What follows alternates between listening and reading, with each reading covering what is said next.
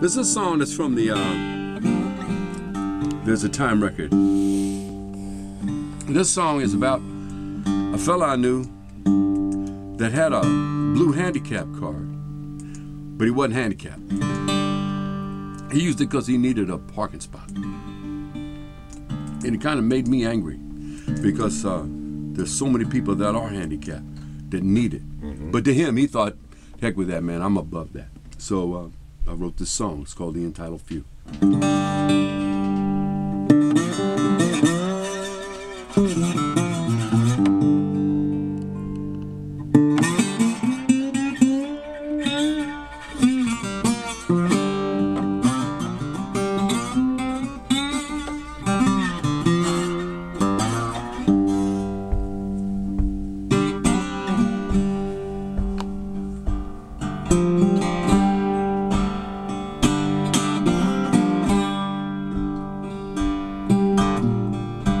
You ain't handicapped, but you got a blue handicap card. Cause finding a convenient parking spot for you is just too damn hard. With a smug look on your face, you pull into the blue spot, while a mother with a crippled child is looking for what you just got.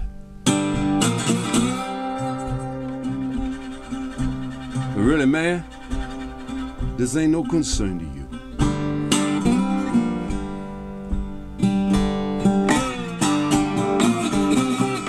You see, you above it all.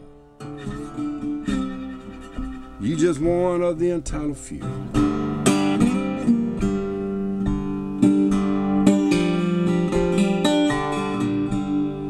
There's a homeless woman. She got 2 hungry kids. With a little bit of your long money, you could help with this.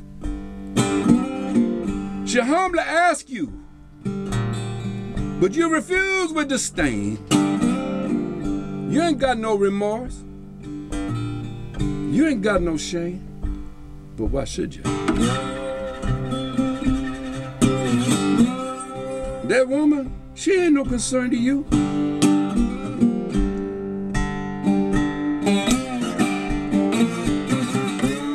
You above it all, man. You just one of the entitled few.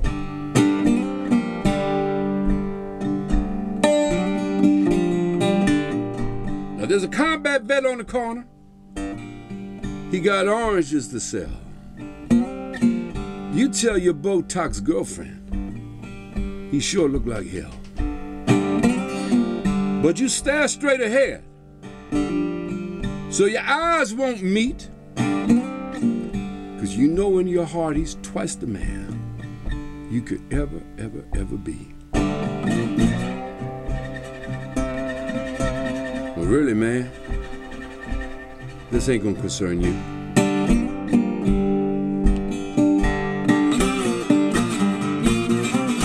You see, you're above it all. You just one of the entitled few.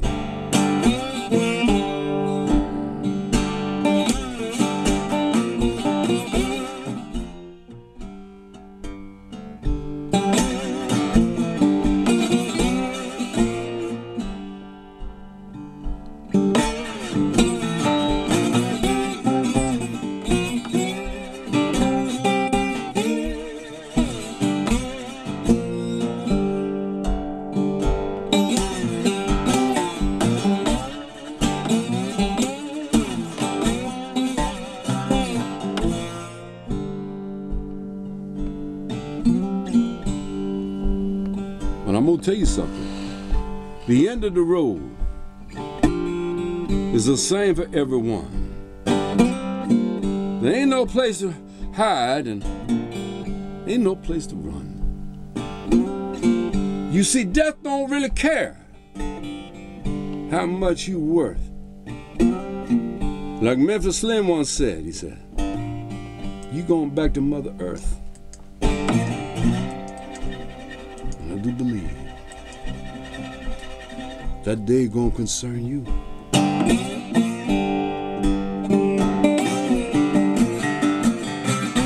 Because when death call your name, man, ain't no such thing as the entitled few. Are you listening to me? I said, when death call your name, ain't no such thing as the entitled few.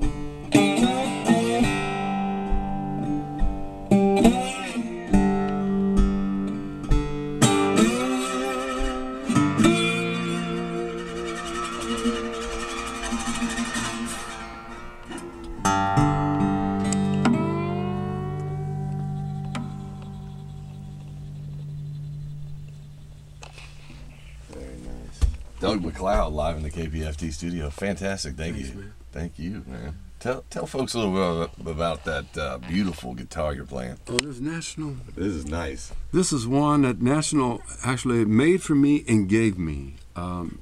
It's an M1 tricone. It's stock except for the fancy mother of toilet seat headstock they got on there for me. Okay. And the ebony fingerboard. Now someone can custom get one if they want one. Oh yeah, you can custom get one exactly like this. All right. And it's colored black. But everything else about this instrument is exactly as if you were to get one. Okay. And they just asked me to do it because the other guitar I was playing, the one I called Mule, it was a Frankenstein. Every time I go in there, we put something new on it and everything, and and they said, how about it? So they gave this to me, and then about 3 months afterwards, they called me and they said, hey, Doug, how you like the guitar? I said, well, I like it, but I'm enjoying it. And they said, have you named it? I said, no. I said, oh, okay, because they knew if I named it, I was going to keep it. Because the deal was, if I didn't like it as much as Mule, I could give it back to him. So. Okay. All right. So I hadn't named it yet. So another month or two passes, and they called me again. He said, Doug, how's that guitar working out for you? And I said, well, it's good, and I named it. He goes, yes. He goes, what's the name? I said, Moon. He says, okay. So this is Moon, and now Mule is home resting. All right. And you still play with Mule every once in a while, right? Every once in a while. Maybe I record with Mule, but now this is the one I travel with. Okay. It's a beautiful, beautiful guitar. There's pictures on that at your website? Oh, yeah. Okay, good, because people need to check that out. It's tell folks your website. www.doug-macleod.com. But you got to spell MacLeod, M-A-C-L-E-O-D. Very nice. Not like the guy on the horse in New York. Right.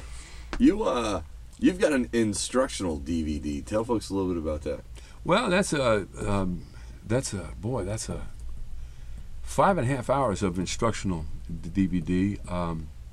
It's out with Solid Air, and it takes a person from the very beginnings of just getting what I call your thumb to keep going, and then get to where you can just play. It's not how many notes you play, it's that you play the notes that you feel. For instance, like if you're playing the guitar like this and I'm in this tuning, if I have this thumb moving and I keep this moving, if I play this,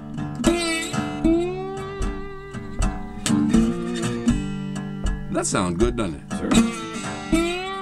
Very simple.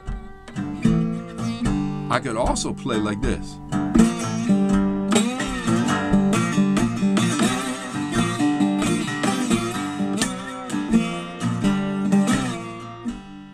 That sounds good too. Yes, sir. So it's not how many notes you're playing, it's that you believe the notes you're playing. All right. And that someone told you that once. Yeah, or Ernest Banks, he said, never play a note you don't believe. There you go. There you go. It sounds great. And if people can't, or don't want to spend 5 hours with the DVD, you're actually hosting a guitar workshop in Linden, Texas this weekend at the Blues Festival. Yeah, but we're not sure what time. Okay, probably sometime on Saturday, we were thinking. We're thinking it's got to be then. All right, now will you post that on your website if people are interested, or I guess maybe you can go to the festival website? Yeah, I guess so, Rourke, and okay. I'm sure they'll tell me.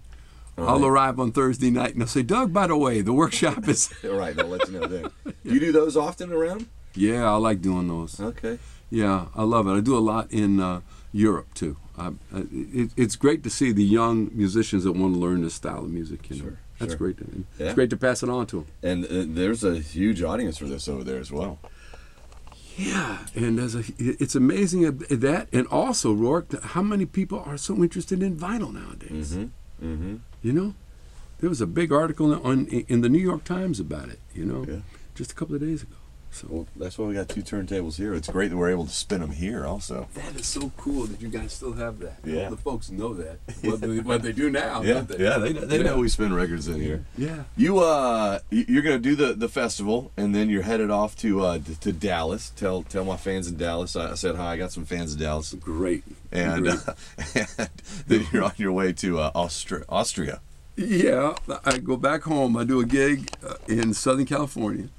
Then the next day, I pick up my wife from the airport, rest for a couple of days, get on a plane, go to Austria, do a festival. One gig. And come back home. And then get on. Yeah, I leave on Thursday. This is funny. I leave on July 4th, arrive there on July 5th, play July 6th, leave July 7th, arrive home on July 7th. Can you imagine? Are you off for a couple of days after that? Is it straight Yes, back to I am. Okay, good for you. Doug, the new CD, There's a Time. We're going to play another track off that. You want to look it over so we can figure out which one? Yeah, I want to figure out what's a good one, maybe. Oh. Hello. Sorry. Well, let's see. We did that one, and we did that. Maybe we do something with a little more of a jump to it. We could do this. Well, we could do this one here. Why don't we do number 1, Rosalie? Okay. Does this need an introduction? Well, I can tell you a story about this. Okay, please. Is that all right? Please. All right. You're a storyteller. That's what you're here for. Oh, okay. Well, see, this song is another song that I wrote about this gal I knew in Norfolk, Virginia. I wrote another song about her. It's called Nightbird, and Eva Cassidy recorded that song of mine. And the song is about a woman that I knew when I was like 20 years old that was a professional lady. Now, does your wife... Oh, you should know all about this. I know, but, after so many years later, you're still writing songs about her. Is your wife a little concerned about that? No, she ain't concerned about that. My wife don't worry about that stuff. She don't worry about that. No, I know how good what I got. I'm not fooling with it, But anyway, I wrote this song about her. And like I said, she's a professional woman from the oldest profession. And she saw me. I was singing blues in these coffee houses in Norfolk, Virginia, acting like a tough guy. I'd take my guitar case, I'd scrape it on a brick wall to make it look like I've been traveling for a long time, 20 years old, And she saw me. She said, man, look at him. Skinny, hip, pretty. He's 5 years away from shaving twice a week. If I don't take him in, somebody's going to hurt him. And she taught me quite a lot of things. And when I got back to Norfolk, Virginia a few years ago, an old buddy of mine saw me, and we talked about her. And he said, man, did you know that she married a lawyer, and she's living in Baltimore on a farm? I said, get out. He said, no. And I don't think the lawyer has any idea what she was doing before that. And I said, that's great, because she fell into a bowl of whipped cream, and I'm glad she did. And I've always been grateful to her for helping me get through some times and learn some things. So this one's called Rosalie. The other one's called Nightbird. What her real name is really nobody's business but mine. And here it is.